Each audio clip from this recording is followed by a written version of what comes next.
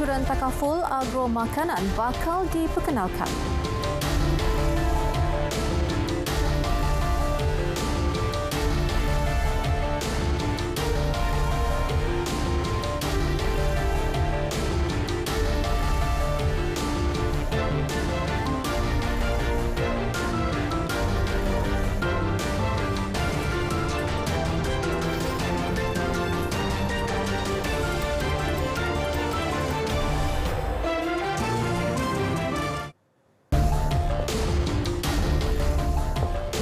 Assalamualaikum dan salam keluarga Malaysia. Anda bersama saya Miza Yusni Muhammad dalam berita tengah malam. Skim insurans takaful agro makanan bakal diperkenal bagi menjamin kebajikan petani. Perdana Menteri Datuk Seri Ismail Sabri Yaakob berkata sebagai permulaan, subsektor padi dan beras dipilih sebagai projek rintis. Yang bakal memanfaatkan seramai 189,500 pesawah padi sebelum diperluaskan secara berperingkat kepada sektor lain seperti perikanan, tanaman dan subsektor industri makanan lain. Skim ini bertujuan mengurangkan implikasi keuangan akibat kehilangan hasil tanaman berikutan berlakunya bencana seperti banjir dan kemarau serta gangguan wabak penyakit. Menerusi skim itu, golongan pesawah yang berdepan gangguan produktiviti bakal menerima pampasan. Perdana Menteri berucap merasmikan pameran pertanian, hortikultur dan pelancongan agro Malaysia MAHA 2022 di Serdang. Sementara itu, RM50 juta diperuntuk kepada graduan yang berminat memulakan perniagaan mikro berasaskan makanan di rumah menerusi program pembiayaan pemulih Newbies, dan ia sekaligus menyediakan lebih banyak peluang memulakan dan meningkatkan kapasiti perniagaan kepada usahawan dalam kalangan golongan itu. Pembiayaan itu menawarkan RM5,000 bagi peringkat pertama dan RM10,000 bagi peringkat kedua. Di bawah program ini, pemohon diberikan moratorium bagi tempoh 6 bulan pertama dan dikenakan 3% kadar keuntungan bagi bulan ke-7 dengan tempoh maksimum pembiayaan sehingga 60 bulan atau 5 tahun. Program pembiayaan pemulih Newbies melalui Agrobank meliputi permohonan membeli mesin atau motosikal bagi tujuan penghantaran makanan menerusi platform e-hailing. Sementara itu, graduan disarankan untuk menggunakan peluang sebaiknya selain meningkatkan pendapatan dalam bidang perniagaan mikro. Inisiatif tu sangat memberi peluang kepada graduan-graduan yang terutama yang baru habis belajar kan, untuk rebut peluang dalam bidang perniagaan. Sebab bidang perniagaan sekarang memang mendapat tempat dekat hati banyak orang. So budak-budak muda boleh belajar untuk dapatkan pendapatan yang lebih besar melalui bidang perniagaan. Mungkin boleh jadikan sebagai modal untuk diorang ataupun backup lah, daripada gunakan untuk duit sendiri ke macam tu lah. Sebenarnya graduan perlu bertanyalah pada usahawan-usahawan yang telah terlebih dahulu menceburi bidang ni. Langkah intervensi dilaksana kerajaan bagi mengukuhkan sekuriti bekalan makanan negara telah menunjukkan kejayaan. Buktinya jelas Perdana Menteri bekalan ayam bukan sahaja berlebihan, malah harga jualan juga lebih rendah berbanding harga siling ditetapkan RM9.40 untuk 1 kilogram. Kerajaan buat pertama kalinya memberikan subsidi berjumlah RM1.1 bilion bagi meringankan beban penternak ayam, sekaligus memastikan bekalan pengeluaran ayam dan telur mencukupi serta menjamin kestabilan harga. Kelulusan kuota import AP turut dibatalkan sekatan ekspor ayam selain mewujudkan stokpil ayam dan ikan. Sementara itu, Menteri Pertanian dan Industri Makanan Datuk Seri Dr. Ronald Kiandi berkata MAHA 2022 menjadi pemangkin kepada industri pertanian dalam mengaplikasikan konsep pertanian pintar. Usaha transformasi sektor agro makanan negara itu selari dengan Dasar Agro Makanan Negara 2021-2030. Selaras tema sekuriti makanan untuk masa depan, tumpuan diberi dengan melibatkan golongan muda. Pemilihan tema MAHA 2022, sekuriti makanan untuk masa depan atau Food Security for the Future adalah tepat dan selari dengan komitmen kerajaan yang terus memberi tumpuan dalam agenda memperkukuh sekuriti makanan negara. Objektif utama penganjuran MAHA adalah untuk mempromosikan sektor agro makanan dan industri makanan dengan mengenengahkan kepelbagaian produk, kejayaan-kejayaan perusahaan serta pelbagai inisiatif yang diambil oleh agensi-agensi kerajaan dan swasta.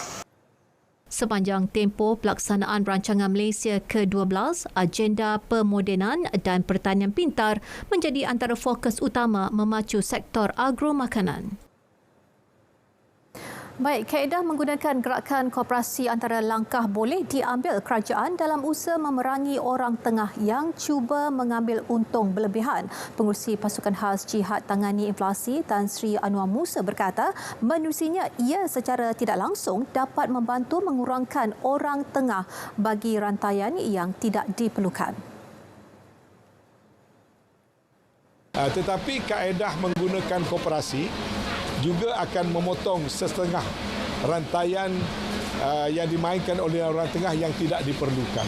Mana ada kaedah direct daripada producers, packers, macam yang diberikan pada koperasi, mereka dibenarkan import gula, mereka akan dibenarkan untuk membuat packaging pada paket yang kecil dan mereka boleh terus mengedar sebagai retailers melalui rangkaian kedai-kedai koperasi.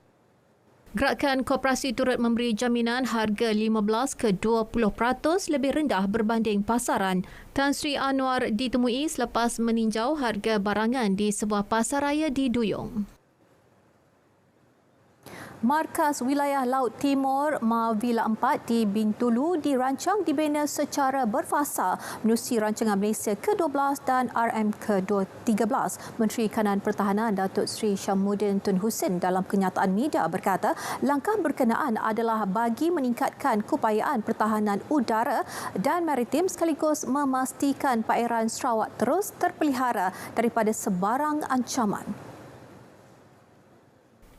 Ia merupakan antara 3 perkara utama yang dibincangkan ketika pertemuan bersama kepimpinan tertinggi Kementerian Pertahanan dan ATM bersama Premier Sarawak Tan Sri Abang Johari Tun Oping di Kuching. Perkara seterusnya dibincangkan adalah mengenai pengukuhan pertahanan di sempadan melibatkan atur gerak anggota dan aset Tentera Darat Malaysia khususnya Regimen Sempadan RS mencukupi dan sedia dipertingkatkan dari masa ke semasa. Ia melibatkan keberadaan dan siap siaga di sempadan Sarawak Kalimantan serta Sarawak Brunei termasuklah menambah 12 buah pos imbangan baharu yang juga akan dibincangkan bersama rakan sejawat dari Indonesia Prabowo Subianto. Perbincangan diteruskan mengenai Dasar Industri Pertahanan dan Keselamatan Negara DIPKN yang sedang berada di peringkat akhir perangkaan. Antara fokus dasar ini adalah mewujudkan hub-hub industri pertahanan di seluruh negara menerusi kerjasama kerajaan negeri termasuk oleh Kerajaan Sarawak yang menunjukkan minat dan menyuarakan kesediaan untuk turut serta. Perkeso menyampaikan bantuan faedah kepada waris Allahyarham Fajin Jufa Muhammad Mustafa, jurulatih penerbangan yang terkorban dalam nahas pesawat ringan di Ibu Perak pada 1 Ogos lalu. Bantuan faedah berkenaan diserahkan kepada waris Allahyarham iaitu Balu Hayati Nawi 48 dan seorang anak perempuannya yang masih bersekolah Fatini Nada Kristina 17 tahun. Bantuan berkenaan adalah faedah orang tanggungan FOT sebanyak RM3,555 dan faedah pengurusan mayat FPM sebanyak RM2,000. saya ada tak tahulah yang kata Perkeso akan bantu adik sampai dapat ijazah pertama. Macam bila dengar tu rasa macam lega sikit lah. Ketua Cawangan Skuad Prihatin dan Sinergi Perkeso, Ismail Abi Hashim berkata, bantuan faedah tersebut segera dihulurkan sebaik mendapat maklumat bahawa Allahyarham adalah pekerja yang mendaftar di bawah Akta Perkeso. Berdasarkan kepada maklumat, kes ini diproses di bawah skim bencana kerja dan waris kepada Allahyarham layak untuk menerima faedah orang taungan yang akan dibayar kepada Balu dan juga seorang anaknya yang masih lagi berusia 17 tahun. Manakala 2 orang lagi anaknya telah pun melepasi umur 21 tahun. Bantuan diserahkan oleh Ketua Eksekutif Perkeso, Datuk Seri Muhammad Azman Aziz Muhammad di kediaman Allahyarham.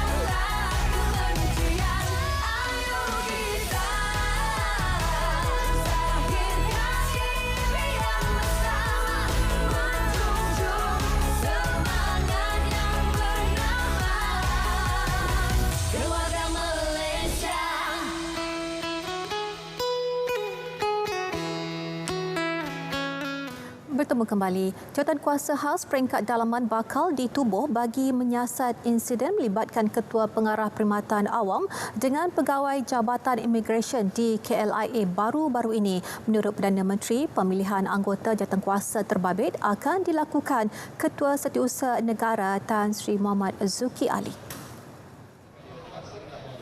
Syur penubuhan Jawatankuasa diputuskan Jemaah Kabinet. Maknanya kita kena fair lah. Yang menuduh, kita pun beri peluang untuk dia memaklumkan kepada komiti yang akan dibentuk oleh Ketua Setiausaha Negara ni. KSN akan bentuk komiti tu. Yang kena tuduh pun kita beri peluang.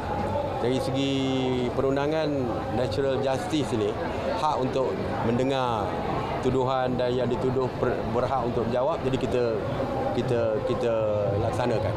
Maknanya jawatankuasa yang akan ditubuhkan oleh KSN ini akan dibentuk segera supaya perkara ini tidak berpanjangan, supaya dapat diselesaikan. Tegas Perdana Menteri, perkara itu perlu diteliti secara adil dan diselesaikan segera.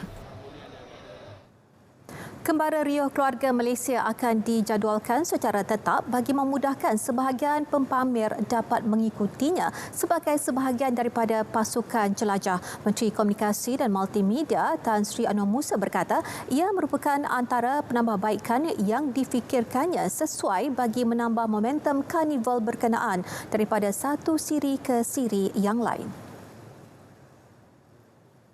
Untuk masa ini sasaran itu memang lebih daripada apa yang kita sasarkan. Tapi kita harap dia gaining momentum daripada Rio 1 sampai Rio 14. Saya nak tengok kemeriahan bertambah, variety of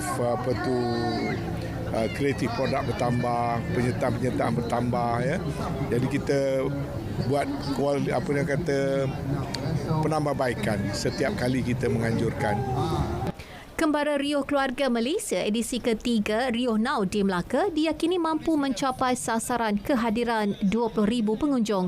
Ia berlangsung selama 3 hari dan berakhir esok.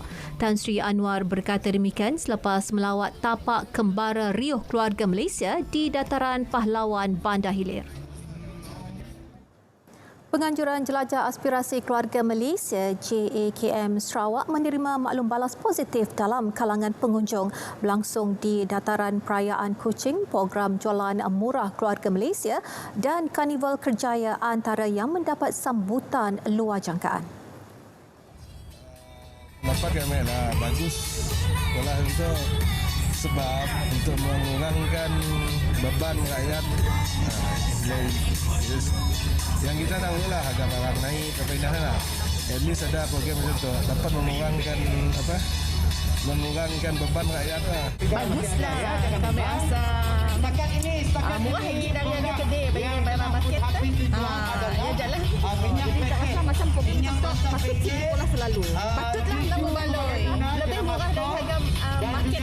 Pendapat kami lah untuk program yang diadakan di situ Pekeso tu adalah untuk membuka ruang kepada para graduan untuk mencari pekerjaan lah, sebab kan para graduan sekarang pun tengah mencari pekerjaan. It's very better future for them lah. Bagi kami memang banyak membantu lah bagi kerja bagi para graduan yang nak mencari kerja.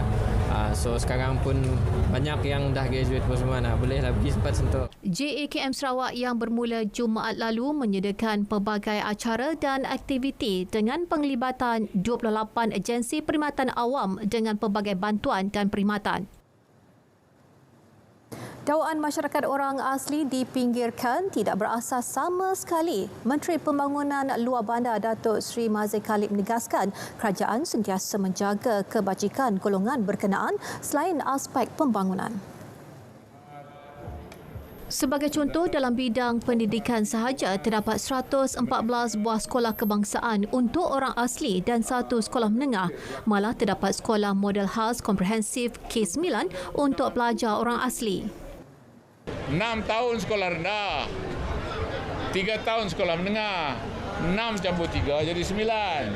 9 itu kita ambil satu sekolah, 6 tahun dia belajar di situ, kita buat bangunan pula untuk sekolah menengah dia tingkatan 3. Tingkatan 1, tingkatan 2 dan tingkatan 3. Maknanya K9, K9, 9 tahun duduk satu tempat je. Tak pindah pun. Usaha kerajaan untuk membela masyarakat orang asli. Beliau ditemui pada program Jom Masuk Kampung Bekwah Rakyat di Tumpat. Turut hadir pengerusi Felkra Berhad Datuk Ahmad Jazlan Yaakob. Seiring dengan perkembangan dunia semasa, pembelajaran dan pengajaran bahasa Melayu serantau perlu diberi nilai tambah dengan aktiviti yang mampu menarik minat pelajar untuk mempelajari dan menguasainya. Raja Muda Perlis Tuanku Said Faizuddin Putra Jamnulai bertitah penggunaan teknologi dan aplikasi terkini seperti video dan podcast antara yang boleh dilaksanakan.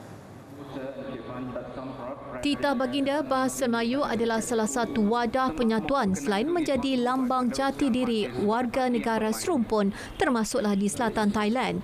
Baginda bertitah ketika merasmikan program Semarak Bahasa Anjuran UiTM Cawangan Perlis dengan kerjasama Majlis Agama Islam dan Adat Istiadat Melayu Perlis MAIPS di Sekolah Agama Witaya Phuket. Sementara itu, Rektor UiTM Cawangan Perlis, Profesor Madya Dr. Syukur Sanim Muhammad Fauzi berkata, program tahunan ini merupakan tanggungjawab sosial pihaknya di sekolah agama berkenaan.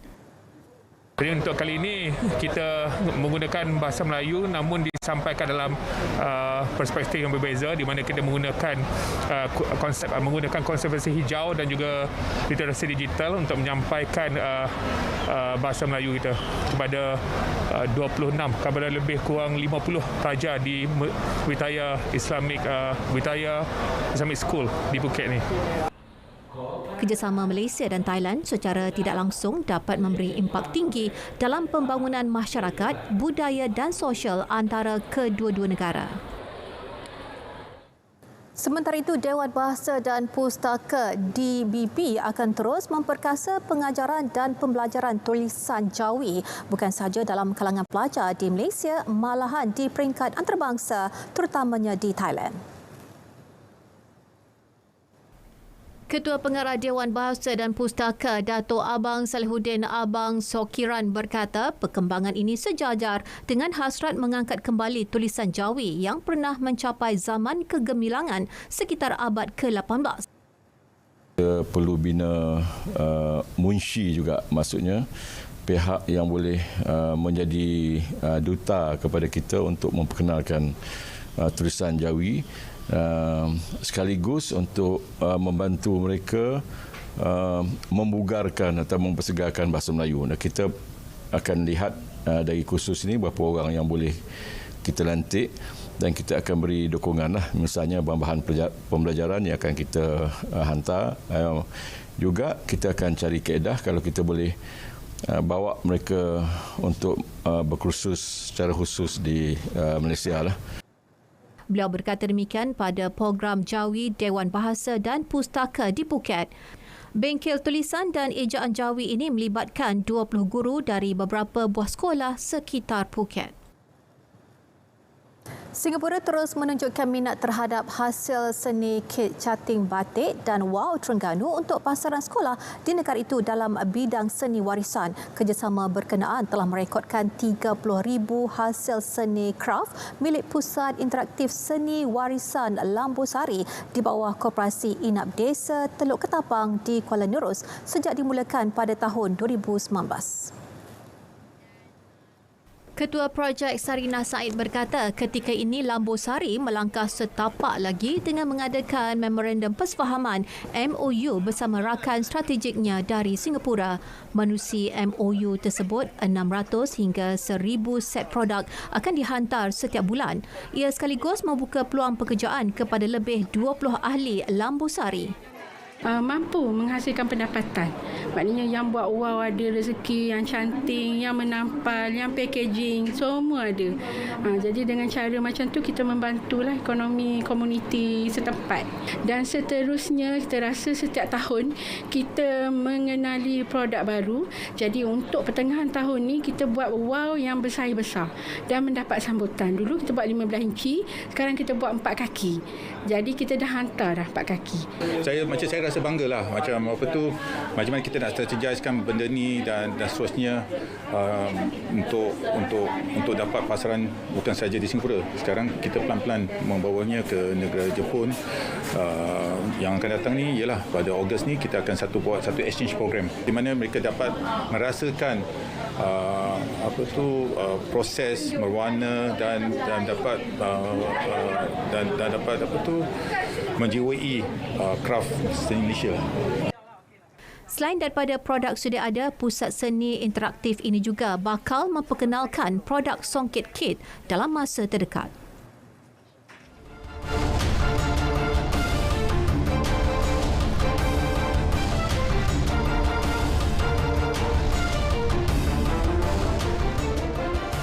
Sasaran 6 pingat emas berjaya dicapai oleh kontingen Malaysia pada kempen Sukan Commonwealth 2022 hari ini. Lebih membanggakan, sasaran tersebut dicapai menerusi atlet Jim Rama Eng Jo Ee yang menghadiahkan 2 pingat emas. Eng Jo Ee menghadiahkan pingat emas kelima buat kontingen Malaysia menerusi acara bola selepas berjaya mengumpul keseluruhan 29.700 mata. Dalam saingan akhir tersebut, Eng Jo Ee mempamerkan aksi terbaik tanpa melakukan sebarang kesilapan yang mengundang penalti. Pingat perak menjadi milik Suzana Shahbaizian dari Kanada, manakala Anna Sokolova dari Cyprus sekadar berpuas hati dengan pingat gangsa. Aksi cemerlang Eng Jo Ee diteruskan apabila meraih pingat emas kedua yang juga ke-6 buat Malaysia menerusi acara ribbon. Beliau mengungguli acara tersebut selepas menamatkan saingan dengan catatan keseluruhan 27.800 mata. Pingat perak menjadi milik atlet Scotland Louise Christine, manakala Carmel Kalima dari Kanada meraih pingat gangsa.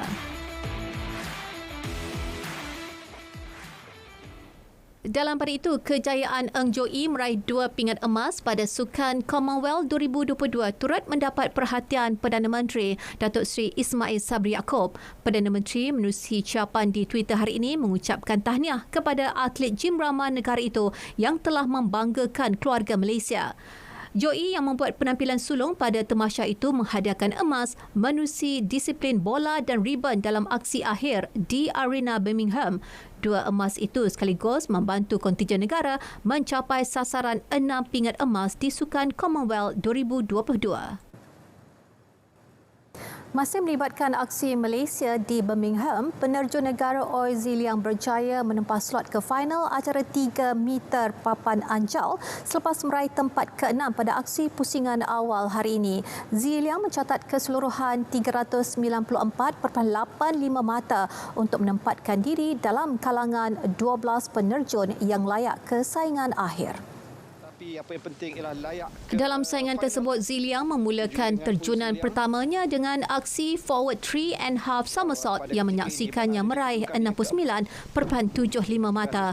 Bagaimanapun pada terjunan kedua, beliau sukar untuk mencuri tumpuan juri apabila hanya meraih 59.40 mata. Ziliang mempamerkan kebangkitan pada terjunan ketiga menerusi acara reverse 3.5 somersault yang membolehkannya meraih mata tertinggi 73.50 mata. Beliau kekal pada kedudukan keempat selepas melakukan terjunan keempat dan kelima, namun tidak begitu baik pada aksi terjunan terakhir. Aksi forward 2.5 somersault 2 twist yang dipamerkan pada terjunan ke-6 itu kurang meyakinkan juri apabila hanya meraih 57.80 mata sekaligus meletakkannya di kedudukan ke-6 keseluruhan. Aksi final acara tersebut dijadual berlangsung pada awal pagi esok. Beralih ke perkembangan bola sepak tempatan, persoalan berhubung siapa bakal membimbing skuad bawah 23 tahun negara akan diketahui selewat-lewatnya penghujung bulan ini. Menurut Presiden Persatuan Bola Sepak Malaysia FAM, Dato' Hamidin Mohamad Amin, penilaian akhir akan dibuat sebelum barisan kejurulatihan baharu diumumkan. Saya berhasrat tinggi. Saya nak bukan this not a personal coach ni Ali bin Ahmad Rizwan. This for the interest for the football. Macam saya kata dalam ucapan saya, selagi saya presiden saya akan buat terbaik not pada kepentingan anybody, kepentingan untuk bola sepak. Kalau saya pilih Zul sebagai semua mungkin ada elemen dia semua. Jadi diperlukan pemerhatian dan juga pemilihan. Kerusi Ketua Jurulatih skuad bawah 23 tahun negara masih belum diisi selepas Brad Maloney melepaskan jawatan itu atas persetujuan bersama FAM bulan lalu. Persatuan Touch Rugby Malaysia MTA yakin pasukan negara mampu menamatkan saingan sekurang-kurangnya di tempat ketiga pada kejohanan Touch Rugby Piala Asia 2023 yang akan berlangsung di Shanghai, China September tahun depan. Menurut Presidennya Ahmad Sufiani Johari, bagi mencapai sasaran tersebut, pihaknya kini giat mencari bakat baharu untuk diserap dalam pasukan kebangsaan. Ya, pada masa ini kita sudah ada 32 pool player untuk setiap kategori. Itu men terbuka lelaki, terbuka wanita dan juga mix. Dan juga kita ada memohon kepada Asia untuk kita menghantar pasukan lelaki 30 tahun, lelaki 40 tahun dan lelaki 50 tahun. Ini sedang dipertimbangkan oleh pihak Asia. Beliau berkata demikian selepas majlis penyampaian hadiah dan penutup kejohanan cabaran sentuhan Corporate Bank MBSP 2022 di Padang Equestrian Putrajaya. Baik, berita tengah malam berakhir di sini. Dapatkan perkembangan sahih sepanjang masa melalui portal berita RTM di berita.rtm.gov.my. Saya Miza Isni Muhammad. Selamat beristirahat dan salam keluarga Malaysia.